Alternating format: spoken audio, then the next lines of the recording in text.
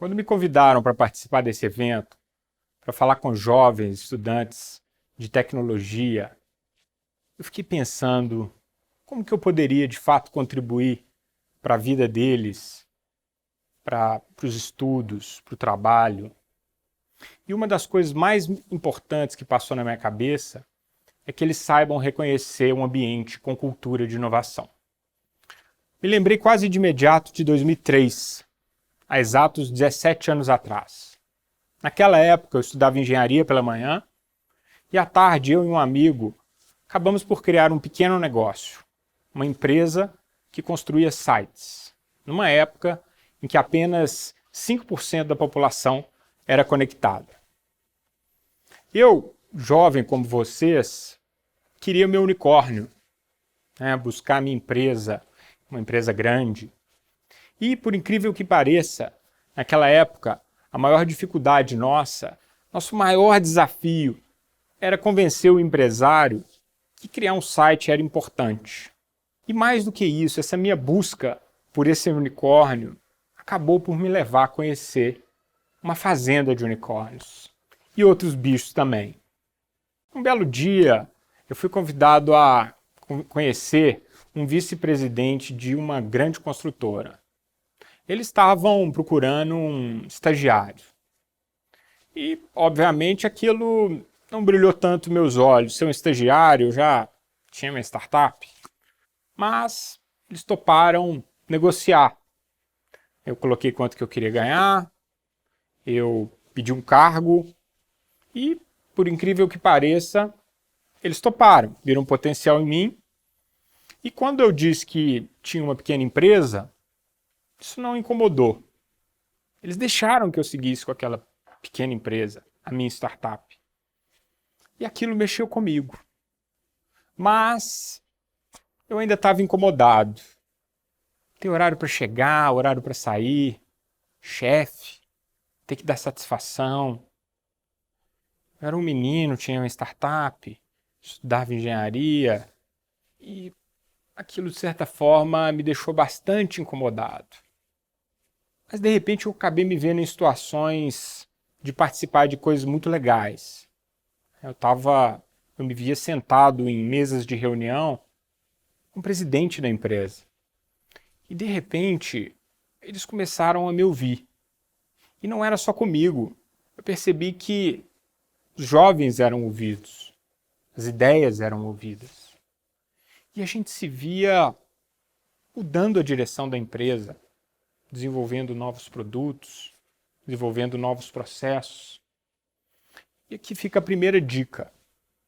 Procure um ambiente que te oferece liberdade. Liberdade para você dar sua opinião, liberdade para você expor suas ideias e para participar do negócio. Mas oferecer liberdade não é tarefa fácil.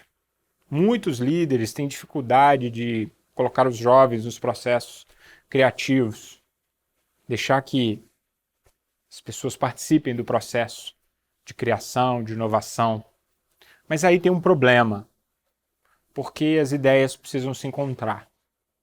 Precisa haver colaboração. Em um evento realizado aqui no TED, há um tempo atrás, Matt Ridley, um jornalista bastante conhecido e um pesquisador sobre inovação, trouxe um conceito muito interessante, que as ideias fazem sexo. Como assim ideias fazem sexo? As ideias precisam se encontrar. Conceito diferente. E ele fez isso de propósito, para chamar a atenção da importância da troca, da importância da colaboração. Muitas vezes uma ideia nasce e é transformada por outra pessoa, que em seguida é transformada por mais outra pessoa. E daí nascem ideias ainda melhores, ainda mais adaptadas para aquela realidade. Então aqui fica a minha segunda dica. Procurem ambientes onde existe colaboração. As pessoas precisam colaborar com ideias, precisam participar, e é o conjunto de ideias que fazem as melhores ideias. E eu, na minha história, eu estava exatamente em um ambiente de colaboração. Junto com o time multidisciplinar, A gente estava em um projeto, adivinha em quê? Exatamente colocando a construtora para vender imóveis pela internet.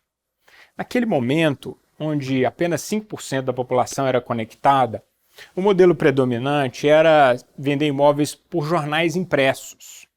É exatamente isso. As construtoras ligavam para os jornais para anunciar seus imóveis em pequenos anúncios que eles chamavam de tijolinho.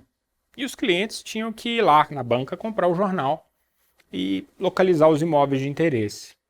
E com esse projeto de internet, naquela época, por incrível que pareça, começou a dar certo. Aquele grupo de trabalho começou a ter resultado. E as vendas pela internet começaram a crescer exponencialmente. E nesse momento eu acabei sendo convidado a ser sócio da empresa. E aquilo não foi só comigo. Vários jovens da época, e ainda hoje, são convidados nessa empresa a serem sócios do negócio.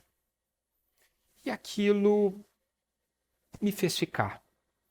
Aos poucos a gente foi passando os clientes da minha startup para outras pequenas empresas, a gente foi desativando aquela startup e eu resolvi me dedicar àquele novo negócio, aquele empreendimento que eu participava. E além de liberdade e colaboração, é muito importante que a inovação tenha direção. E qual direção tomar? Procure a direção que te leve a uma melhor experiência do cliente. Vamos lembrar naquela época onde a compra de imóveis era feita por jornais impressos, como era a experiência do cliente. Você tinha que esperar às quartas e aos domingos, quando os jornais, quando o caderno de imóveis era veiculado. Você tinha que esperar a banca abrir, ir à banca, comprar um jornal, levar o jornal para casa, abrir, encontrar aquele monte de tijolinhos, com pouca informação, sem foto, e ficar caçando ofertas e tentar a sorte, né? Então aquela experiência muito ruim, muito negativa, nos incomodava, a dor do cliente nos incomodava. Então a gente resolveu investir nessa direção, melhorar a experiência do cliente. Mesmo com 5% da população conectada, a gente sabia que aquela era a nossa direção. Por outro lado, existem inúmeros outros exemplos na indústria de empresas que não apontaram essa direção da experiência do cliente. Em 95, a Kodak era a maior produtora de filmes de fotografia do planeta. Mas a experiência de bater uma foto com filme não era tão legal. Vamos lembrar que para ter uma foto você precisava comprar um filme. E tinha um número limitado de fotos. O filme tinha lá 12 fotos, 24 fotos. E algumas dessas fotos ficavam muito mal tiradas. Você tinha que acabar revelando essas fotos. E acabava tendo que ir em empresas para que revelasse a foto. Tinha que sair de sua casa e pagar por aquela revelação. E aquilo incomodava as pessoas, não era uma experiência legal. Será que faltava dinheiro para a Kodak investir em tecnologia? E 2 anos depois, a HP, uma empresa californiana lá do Vale do Silício, apresentava para o mercado uma câmera digital. E além da câmera, uma impressora, por apenas $400. E em casa você conseguia bater suas fotos, escolher quais fotos você iria imprimir, e estava resolvido. Então, naquele momento, o que faltou para a Kodak? Faltou direção. Direção para que lado? Para a experiência do cliente. Vamos lembrar outro case interessante. A Blockbuster já foi a maior locadora de filmes do planeta.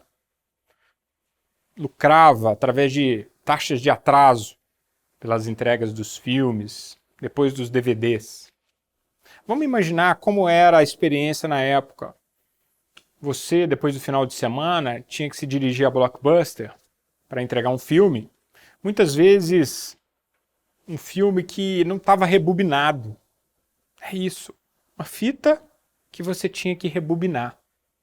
E, de repente, por não ter rebobinado seu filme, você tinha que pagar uma multa. E se tivesse atrasado, por exemplo, algumas horas, você também tinha que pagar multa. Por incrível que pareça, naquela época, a Netflix chegou a sondar a Blockbuster por uma parceria, para oferecer uma experiência diferente. Uma experiência onde o cliente poderia ver o filme de casa. E a Blockbuster não aceitou.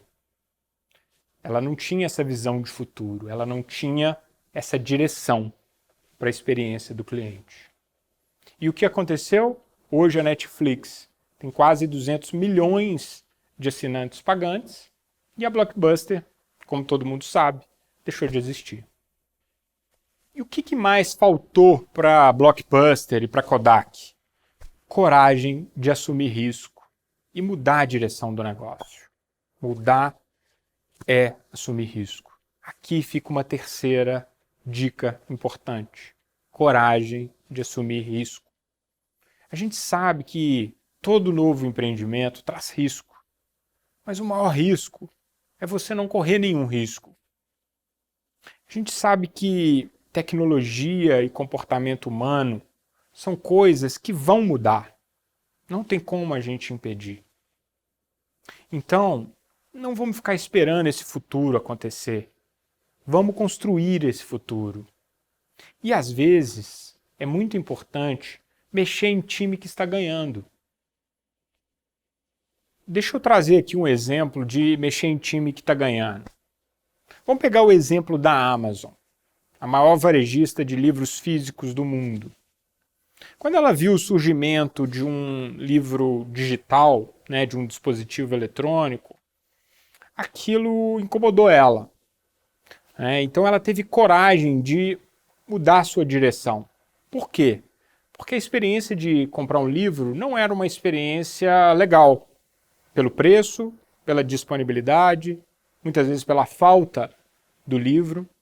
Então ela teve coragem de investir em um projeto de livros digitais e criou o Kindle, que hoje é o maior dispositivo de leitura digital do mundo, mesmo assumindo o risco de eliminar uma parte relevante do seu negócio. Então, ao invés dela esperar que uma empresa tirasse esse mercado dela, foi ela que teve a coragem e a iniciativa de criar o seu próprio dispositivo. Muitas vezes a gente acha que esses exemplos estão distantes. Vou trazer para vocês uma situação que eu estou passando agora. Nossa construtora é a maior construtora da América Latina. Vivíamos exclusivamente de vender imóveis. Temos uma marca reconhecida, geramos lucro, poderíamos estar acomodados. Mas se de repente uma empresa, talvez vinda de fora, resolvesse oferecer uma experiência melhor de moradia que a gente, talvez um aluguel com preço acessível, cheio de serviços, com conveniências para o cliente, e disruptar nosso negócio. Então, em vez de esperar ser disruptado, a gente resolveu fazer a nossa própria disrupção. Resolvemos criar uma startup de aluguel, também cheia de serviços, cheio de conveniências. Por quê? Queremos buscar uma experiência diferenciada para o nosso cliente. Nesse projeto, eu vi os 4 aspectos que você tem que buscar em um ambiente de inovação: liberdade, colaboração, foco na experiência do cliente e coragem para assumir riscos. Tivemos a coragem de desafiar nosso próprio negócio. Saia do aluguel é uma das frases comerciais mais utilizadas por nós. Mas mesmo assim, passamos a oferecer o aluguel como uma ótima opção. E os dois negócios conseguem conviver juntos, harmonicamente. Um negócio, obviamente, desafia o outro. E esse desafio surge uma performance ainda melhor. Agora, deixa eu falar para vocês algo importante para levar para esses ambientes de inovação. Mais importante do que a inspiração é a transpiração. E junto da transpiração vem a resiliência. A gente sabe que momentos difíceis vão surgir, vão ter altos e baixos, mesmo nos grandes negócios. Então, seja resiliente nesses momentos. Imagine agora na pandemia quantos negócios estão passando por tremendas dificuldades. Talvez existam outros animais que representem melhor o que uma empresa precisa ser, além de um unicórnio. Alex Lazzaro trouxe um conceito das startups camelo, o que eu achei muito interessante. Porque os camelos precisam de poucos recursos, são animais resistentes e conseguem caminhar longas distâncias. Então é isso, pessoal. Espero que, como eu, vocês possam encontrar ambientes onde existe inovação, para que ela possa alimentar unicórnios, camelos e outros bichos mais. Obrigado.